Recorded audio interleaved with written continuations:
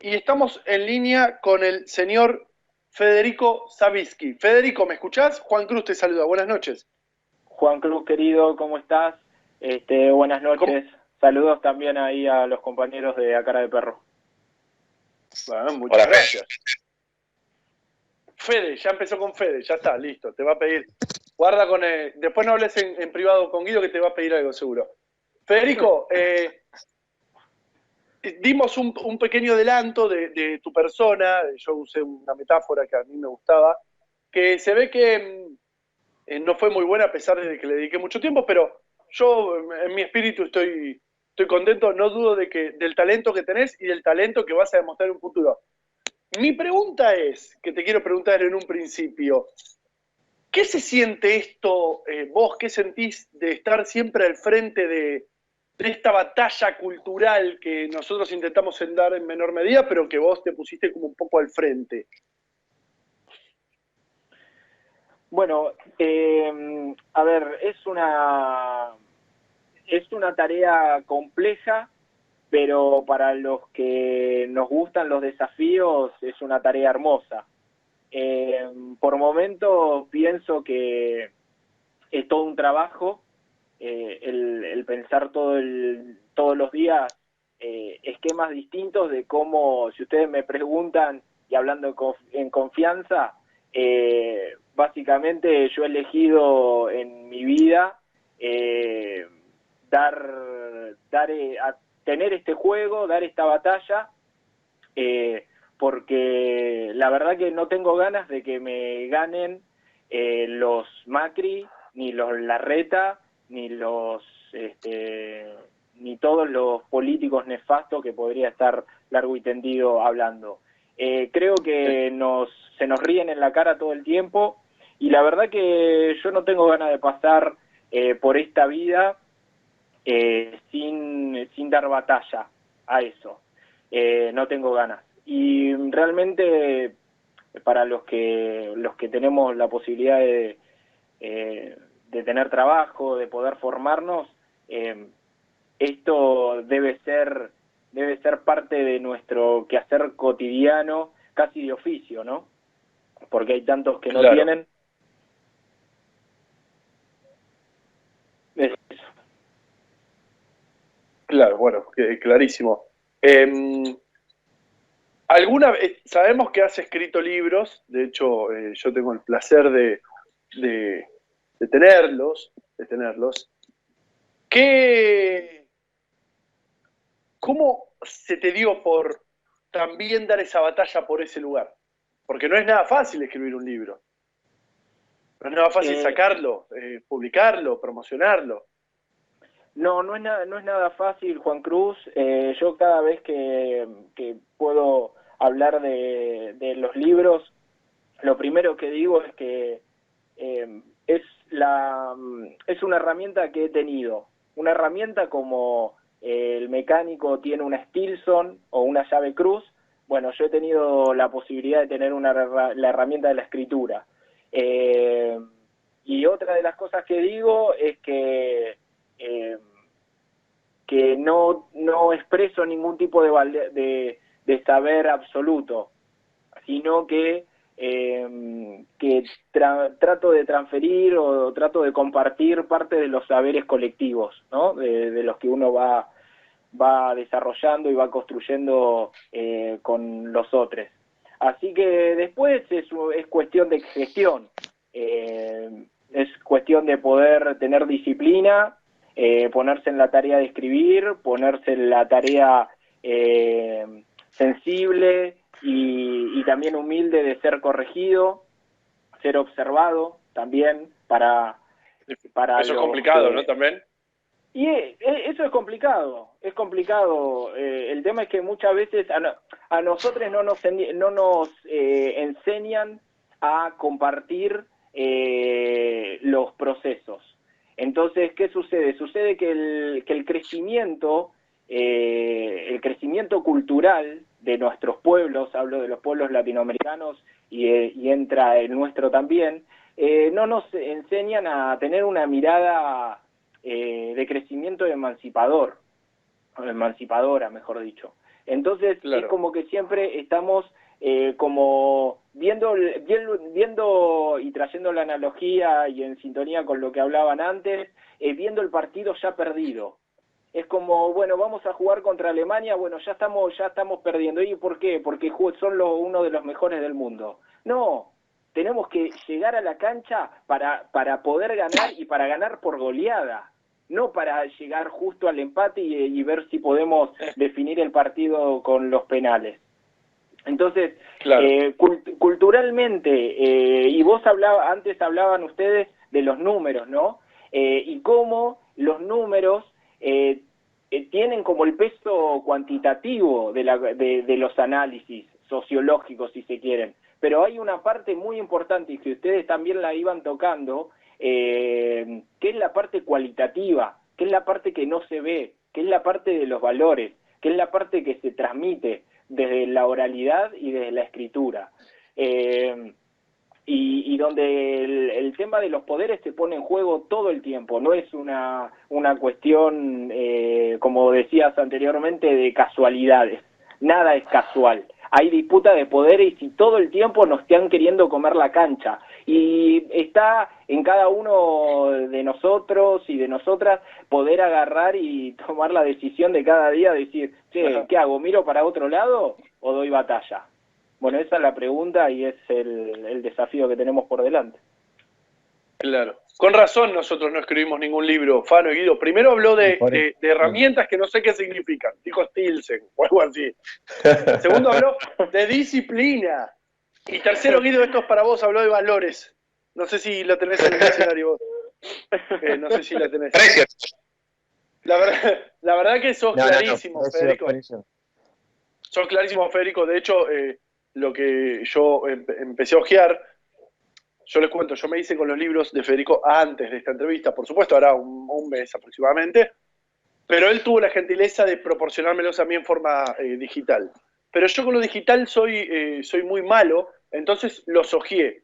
Estoy esperando a mi hermana que algún día se digna a mandármelos para reventarlos, pero lo he explicado tan bien, Federico, que hasta un tipo como yo lo comprende lo que está diciendo. Tienes, obviamente, que reviste muchísima complejidad, pero lo explica demasiado bien. Entonces está bueno ir por ese lugar, porque no mucha gente lo puede. Y así como vos hablabas, Federico, de tu herramienta de la escritura, y de hablar de que te sometés a ser observado, loco, es verdad que no nos enseñan a ser así. Es verdad, tiene toda la razón del mundo. Nosotros estamos formados como de otro lugar. ¿Cuáles son los valores que se promueven, que deberían promoverse? ¿Es una pregunta? Sí, perdóname. No, mirá, yo creo que hay valores, bueno, en el segundo de los libros, que es la cultura del trabajo, yo ahí planteo como modelos, ¿no? Me molesta un poco caer como en la polarización, pero hablo de los modelos productivos y de los modelos especulativos. Y que los modelos especulativos terminan siendo modelos de muerte. Y los modelos productivos son los modelos que intentan proponer comunidades con paz, amor, armonía, bienestar, salud, una educación emancipadora, y los valores son los que conocemos, no hay mucha vuelta para dar. Es la solidaridad, es el respeto, es la capacidad de escucha, es la empatía. Bueno, todas esas cuestiones están, sabemos, las reconocemos, porque entendemos y sentimos claramente cuando un grado de injusticia se presenta frente a nuestros ojos. No es que tenemos que hacer una maestría en entendimiento sociocultural para poder darnos cuenta cuando una persona está mintiendo a otra o a nosotros mismos o está quedándose con una porción que no le corresponde. No tenemos en las principales y en la mayor cantidad o la mayor parte de las familias, de las personas, esto lo tienen, lo perciben. ¿Por qué? Porque es parte de la esencia animal de donde venimos, de la naturaleza humana. Entonces, claro, yo creo que a veces se pone en lugares de complejidad justamente para no hacer nada directamente. Entonces, perdón, tenés razón. No, es que a mí me parece, y yo despotrico y al mismo tiempo me río, pero agarro y digo, che, ¿por qué? ¿No lo querrás llevar a ese nivel de complejidad para no moverte? Porque cuando te plantean que todo es imposible, cuando te hablan del plano de lo imposible, ya directamente no te querés meter a jugar el partido. Porque prefiero quedarme afuera, calladito, y no afrontar esa amenaza de la cual vos me estás enunciando lo que va a suceder, en teoría, ¿no? Entonces, claro, es preferible estás restringido del minuto cero. Totalmente, claro.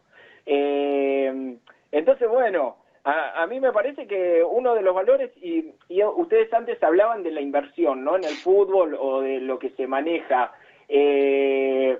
Yo no soy un amante del fútbol, pero me parece que muchas veces es parte de nuestra cultura popular y muchas veces sirve justamente para entender. Y esto de entender, también lo traigo a colación con lo que decían antes, de esto de la explicación. Para mí es fundamental que se puedan explicar bien y claras las cosas, porque si no, ¿de qué sirve, compañeros? ¿De qué sirve que yo claro. De hecho, es más, el Capital tiene 3 tomos. El primero es un tomo, bueno, escrito plenamente por Marx. Sí. El segundo son cartas que se fueron compiladas. Bueno, son 3 tomos, pero a lo que voy es que es imposible la lectura. Yo me los estudié a los 3 tomos y es imposible. Vos decís, claro, ¿cómo querés que entiendan las personas podamos entender, los mortales podamos entender? Y te digo más, de los 3 tomos, el primer tomo, ponele, bueno, ahora ya no me acuerdo cuánto era, pero cada 10 páginas, ponele, aparecían conceptos nuevos. Digo, 5 o 6 conceptos nuevos. A partir o sea, con la finalización del página 50, en la página 50 no podés más. Ya está, claro, no podés más y no hay cosas nuevas, porque hay también redundancia.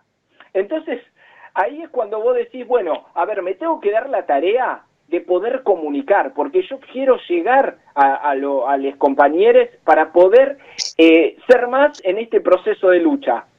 Y ser con inteligencia y creatividad, no me sirve nada de ser un toro dándose contra una pared. Y creo que bueno, ahí también está el desafío, ¿no? Claro, el de entrarles por donde nos cerraron la puerta.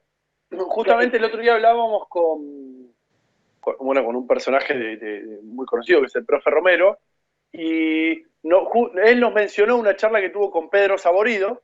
Justo pasamos una canción donde aparece Capusotto, una de las producciones de Pedro Saborido, y decía que las personas son como, si no recuerdo mal, octogonales, como que tenemos muchas caras. Y vos tenés que entrarle por la cara en la cual te podés acercar, por así decirlo. Hay 7 que estás bloqueado, no podés entrar. Pero hay una que sí. Un poco eso es lo que vos proponés, según te entendí. Es como querer llegar. Si tenemos la complejidad, nos hace imposible. Axel, cuando mencionabas el Capital de Marx me causaba gracia, de hecho se me escapó, porque yo coincido completamente con vos. Son ilegibles.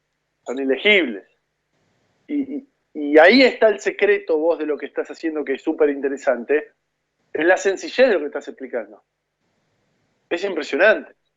De hecho, se los recomiendo a todos nuestros oyentes, por supuesto. Juan Cruz, ¿me dejás que le haga una preguntilla? Por supuesto. ¿Qué tal? Buenas noches, Federico. ¿Cómo te va? Fano te habla. Fano, ¿cómo estás? Buenas noches. ¿Cómo te va? Bien. Recién te estaba escuchando muy atentamente y justo diste en el clavo de una de las preocupaciones o de los temas que a mí más se me representan a diario. Estabas hablando de la diferencia entre un Estado especulador y un Estado productivo, ¿no es cierto? Y hablabas de el Estado productivo como una de las formas de llevarlo adelante era con la empatía, si mal no entendí, ¿no es cierto? Y ahí viene mi pregunta. Nosotros toda Latinoamérica, porque veo que es por ahí tu tema, ¿no? Desde la conquista ya viene con un problemón, que es que yo lo cierro más o menos en la mitad. Ponele que la mitad de Latinoamérica reniega de su propia procedencia de latinoamericano. Entonces, en ese contexto, la empatía es, no sé si doblemente, triplemente, más difícil. Mi pregunta es, ¿cómo ves esa situación y cómo se podría superar, salvarse? Es decir, ¿cómo se podría llegar a tener un poco más de empatía en esta sociedad donde, repito, más o menos la mitad de la gente reniega de su procedencia de latinoamericana? Mirá, yo creo que hay distintas formas de interpretar y de vivir la vida, como latinoamericanos, como argentinos, como seres humanos o como europeos. Creo que no hay una cuestión de negación a nuestra identidad latinoamericana. Yo creo que me ha tocado recorrer la mayor parte de los países del continente, haciendo relevamientos y demás, y yo creo que hay una cuestión identitaria que me parece que es la que hay que rescatar, que es esa esencia del latino, del espontáneo, del familiero, del solidario, y creo que hay un relato que se construyó desde nuestra conquista que hace Claro, claro. que hace que A eso, creamos perdón. que... Sí, decime. No, perdón. Es que justo estaba pensando lo mismo. Claro, que eso es una especie de relato que viene desde la conquista, digamos. Seguí, perdón, te interrumpí, pero estabas estabas bien. Eso, que estamos, que creo que hay formas de relatos, hay distintos tipos de relatos, entonces en esos relatos hay que ver cuáles son los que tienen mayor voz. Justamente una de las cuestiones más complejas que tenemos en este siglo XXI es el tema de los medios. ¿Y por qué es el tema de los medios? Y justamente porque construyen relatos. Y los relatos son absorbidos, son impregnados en las masas sociales. Y nosotros no nos tenemos que pelear por esa impregnación. A lo sumo, tenemos que reflexionar sobre qué tipo de injerencia tuvimos cuando estuvimos en el poder. Lo que son los espacios de educación, sean universitarios, sean secundarios, sean primarios, qué tipo de contenido estamos transfiriendo en esos lugares de formación, para que después venga un discurso lavado y mediático y perverso como el de Mauricio Macri y nos arrebate la patria de un momento para el otro, como lo hicieron con la provincia de Buenos Aires. Entonces, yo lo que creo es que, y pensando en esta pregunta que me hacías, yo lo que creo es que esa tónica, ese gusto, ese color de que los latinoamericanos no nos sentimos latinoamericanos, yo por lo menos no me siento identificado. Creo que tenemos mucho de esa identidad, como mencionaba anteriormente, y donde somos una particularidad en el mundo, pero nos tenemos que animar a construir ese relato de la alegría, ese relato del proceso revolucionario, ese relato del deporte, ese relato de los propios liderazgos. Entonces, tenemos historias riquísimas en nuestra región. ¿Por qué no nos animamos a levantar eso? Claro, perfecto. Muchas gracias por la respuesta. Tengo una pregunta mía, una pregunta de un oyente y después viene Guido. Federico, te robamos. Decime. Mi pregunta es, con respecto a lo que dijiste, Mauricio Macri, ¿a quién votaste? Y segundo, vamos a la pregunta al oyente. Mariano, ¿se la querés leer? Sí, buenas noches, Federico. Acá Verónica de Montegrande nos manda un mensaje y nos dice cómo podemos dar batalla desde nuestras casas si no podemos escribir.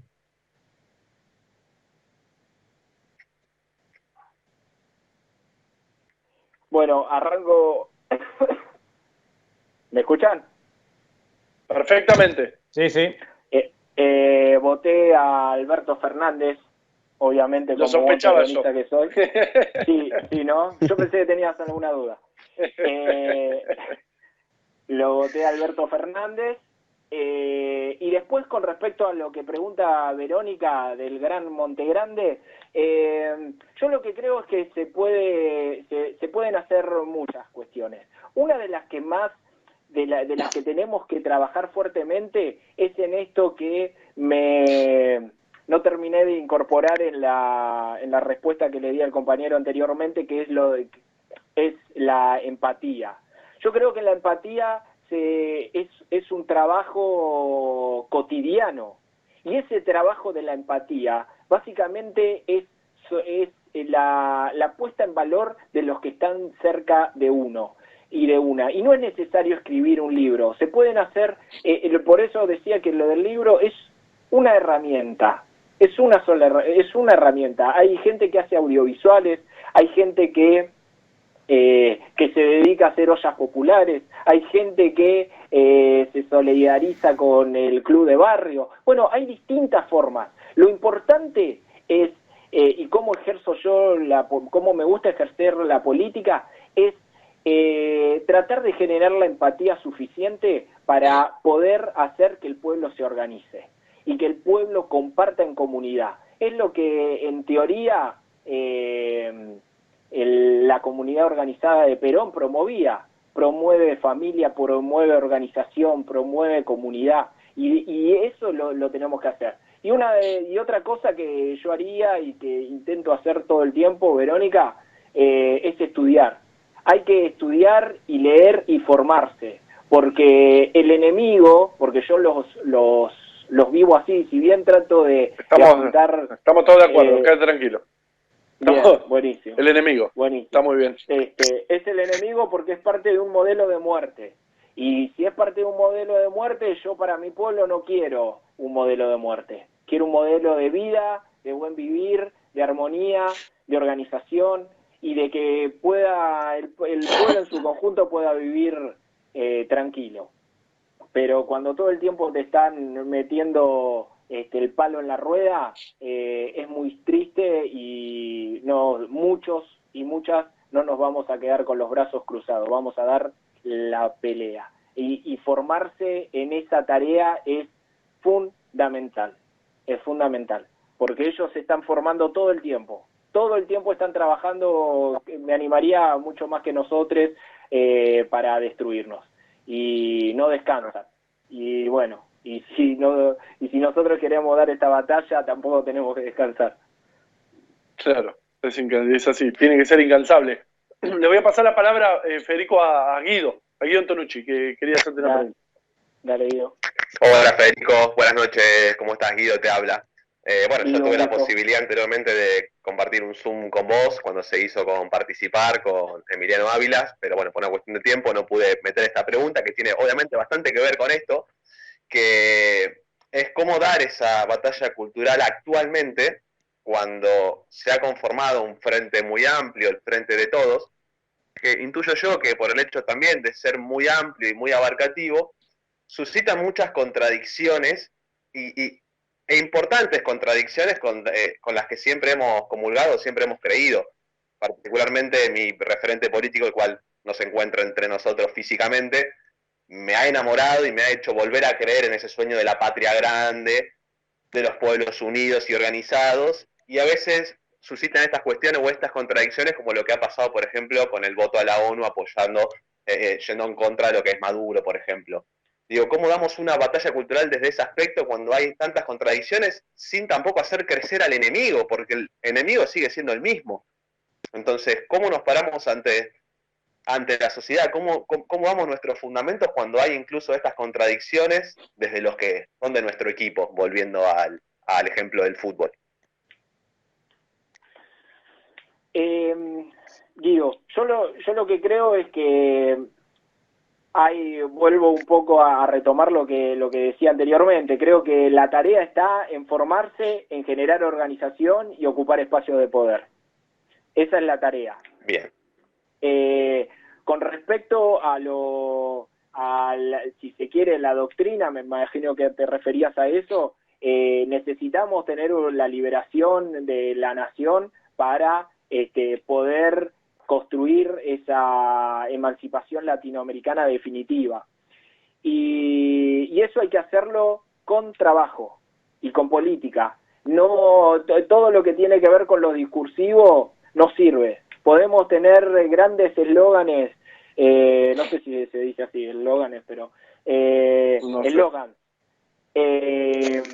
Entonces, que pueden ser enunciativos de alguna u otra manera y pueden hasta sonar bárbaro, pero si no lo reforzamos, si no le damos cuerpo, no le damos músculo con la política y con el trabajo, estamos jodidos. Y la verdad que yo lo que siento es que nuestra generación es una generación que no se, lo voy a decir vulgarmente, pero que no se fuma una, que no nos pueden venir a decir una cosa y vendernos otra. Entonces, yo lo que creo, y hace tiempo que he entendido que perder, no sé si perder, pero realmente lo que pasó con lo de la ONU y el voto negativo o en contra del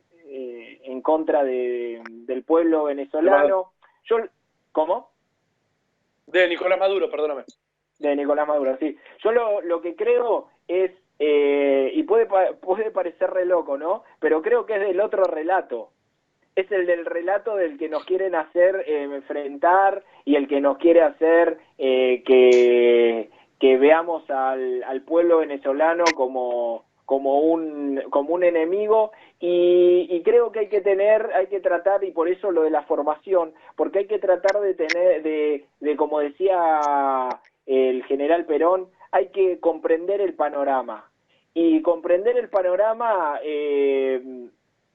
creo yo en esta circunstancia que es entender que la Argentina, liderada por el presidente Alberto Fernández, agarró un país que estaba totalmente destruido, con un pueblo no solamente con su matriz productiva destrozada, sino con algo muchísimo más importante y que le da fuerza a lo que decía anteriormente, que tiene que ver con tener un pueblo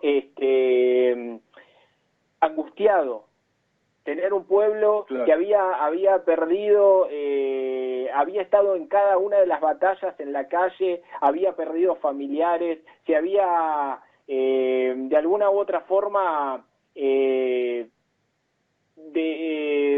había perdido como ese sentido de armonía que sí lo vivimos o sentimos que lo vivimos en la década ganada.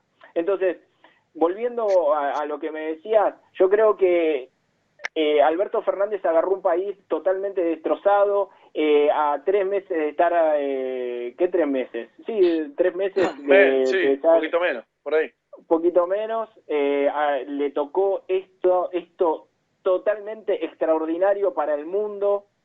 Entonces, no sabemos qué es lo que sucede en esos niveles internacionales. Tuvimos un cierre de deuda, un arreglo en la deuda, una deuda que nos la dejó el gobierno de Macri. ¿Y qué pasa en todos esos lugares? ¿Se entiende? Entonces, yo lo que quiero decir con esto es, no me causa gracia, pero trato de no perder el tiempo ahí. Y creo que no tenemos que perderlo ahí, porque hay mucho de la macropolítica que pasan en lugares donde no salen en ningún medio porque ya pasan en oficinas, ¿no? Y donde hay un contexto y como parte del análisis de lo macropolítico para comprender el panorama, es esto, es de que teníamos un país totalmente destrozado, tuvimos que arreglar con el Fondo Monetario Internacional y con los acreedores. Excelente arreglo, además. Excelente arreglo. Bueno, claro. Entonces, algo que nadie se esperaba, lo logramos en nada. Lo logramos, fueron los muchachos, ¿no? No, es que fuimos todos y todas. No fue solamente Alberto, ni nuestro flamante ministro de Economía. Fuimos todos los que estuvimos en la calle resistiendo y todos los días nos levantamos para trabajar, porque creo que el espíritu colectivo es clave en todo esto. Y no me quiero ir de la pregunta que me había hecho Guido, pero digo, es una tristeza escuchar una noticia de esa magnitud. Pero lo cierto es que creo que hay cuestiones de la macropolítica que no pasan en ningún noticiero ni en ningún diario que tienen que ver con eso, la decisión. Y Alberto Fernández no puede salir a decir como a visibilizar esa situación, ¿se entiende? Entonces, y después que hay un montón de cuestiones que nos tienen distraídos y distraídas y distraídes, para que nos quedemos 2 días hablando sobre lo de Venezuela y pin y pun, y nos olvidamos de tener la empatía con el vecino, con el hermano, con el ver de qué manera, como preguntaba recién, o intercambiaba Verónica de Montegrande, ¿qué hago yo encerrada desde mi casa? Bueno, concentrémonos en eso. La generación nuestra es una generación que lo va a dar todo, y que es una generación joven, y que a mí la verdad que si el gobierno de Alberto tiene que poner un voto en contra de Venezuela, pero después logramos tener un intercambio económico, social y cultural con el pueblo, a mí me va a confortar muchísimo más eso que lo otro, ¿se entiende? Un poco de pragmatismo estás diciendo vos.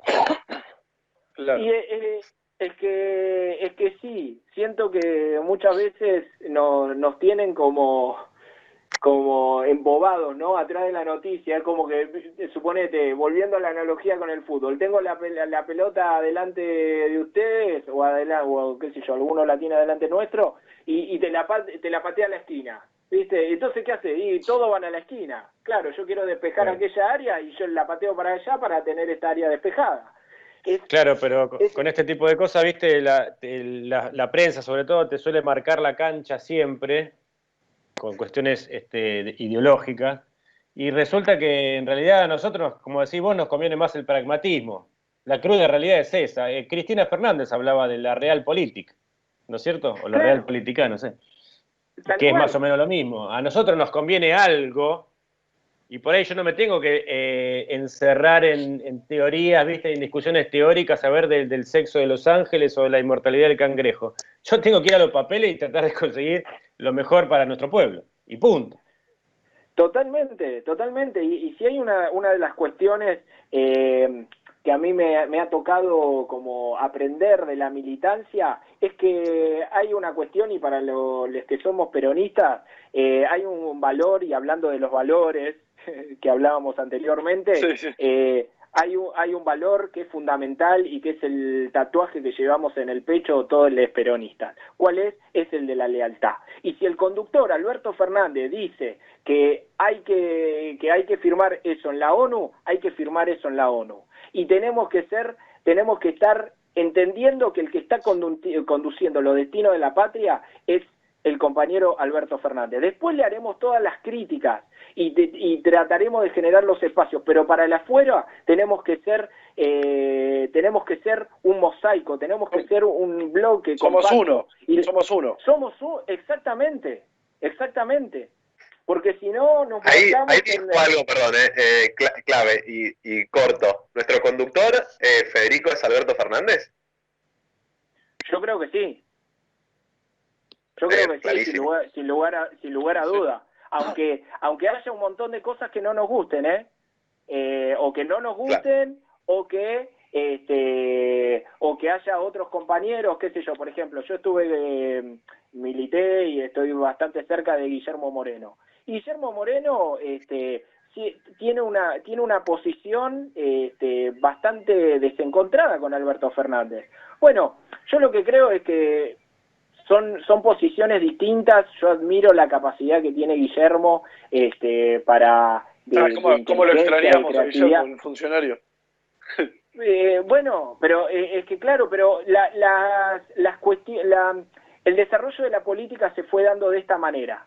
Y creo que no tenemos que darnos la pelea o sea, la discusión sí, la discusión con formación, pero yo lo que creo, y de esto estoy más que convencido, chicos, que creo que nos distraen, nos distraemos muchas veces en ver quién es más peronista o si Alberto dijo tal palabra o tal otra. Ya te digo, creo que nuestra generación está caracterizada por la contundencia de trabajo y no tanto por la palabrería. Entonces, no podemos discutir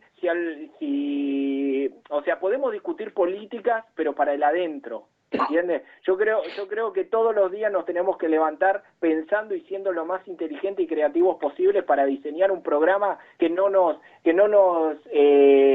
permita mirar una Argentina distinta de acá a 2 años, sino pensarla a 20 años como la pensaba Perón en el 45. Perón estaba hablando del 2020, de cómo iba a llegar el estado de la naturaleza en el 2020.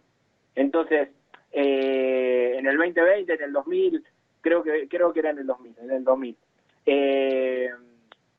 Entonces, yo lo que creo es que nos tenemos que poner a laburar, y laburar con la mejor de las alegrías. Ese es otro de los valores que es muy importante, como ustedes están llevando adelante este programa de radio. Ustedes lo estuve escuchando y le ponen una impronta, una energía, transmiten amor, transmiten ganas de vivir, ganas de compartir. Y lo que están haciendo ustedes es transmisión de la palabra, es poder hacer circular esos saberes que no son ni míos, ni tú, ni de Juan Cruz, ni de Guido, sino que son del colectivo. Y en esa impronta de lo colectivo es que estamos armando nuestro relato. ¿Cuál es? Es el revolucionario latinoamericano y peronista, claramente. Sí. Bueno, encima nos ligamos un halago, ¿te das cuenta? Y teniendo a Guido en el programa incluso. Eso es extraordinario. Increíble, ¿viste? Increíble. Federico. La frase del general era: el 2000 nos encontrará unidos o dominados. Exactamente. Lamentablemente en el 2000 fue dominado. 2020 confirmamos que fue dominado. Sí. Federico, antes de que nos manden a matar la gente de la radio porque teníamos que haber dado el himno, etcétera, te quiero hacer una última pregunta y con esto te agradezco enormemente y te despido porque corren peligro nuestras vidas en este momento, como te acabo de decir. ¿Cómo lo ves al gobierno actual? ¿Cómo lo ves? ¿Lo ves fuerte? ¿Lo ves bien? ¿Lo ves con proyección? ¿Lo ves tu visión? Lo veo? ¿Cuál es? Bien, me gustó eso de la intuición, Juan Cruz, muy importante a desarrollar para los militantes, es muy importante, es una de mis principales herramientas para moverme. ¿Qué veo yo? Yo veo que Alberto es un dirigente que estaba necesitando el pueblo argentino. Y una palabra sintetizadora de eso es dialoguista. Entiende de que para poder sacar a la Argentina adelante se necesita de diálogo y se necesita de trabajo colectivo, más allá de los lugares de poder que cada persona ocupe. Lo veo, por otro lado, lo vi firme en los momentos en los que hubo estar firmes. Otra de las cosas que me pasa con Alberto es que le creo. Y eso es algo que se puede equivocar. Es difícil eso. Pero le creo, ¿entendés? Le creo. Cuando está enojado, claro, está enojado. Cuando está contento. Cuando está nervioso, está nervioso. Y no hay mejor cosa para un militante que ver a un dirigente, que tener un dirigente al cual se le puede creer. ¿Se entiende? ¿Por qué? Porque no te está vendiendo una cosa que no es. A lo sumo será durísimo lo que nos está diciendo, pero te está cantando la posta. Por ahí, claro, me estoy equivocando, ¿no? Pero yo le creo. Claro. Y después lo otro que a mí me gustaría, si pudiese meter ahí la cuchara,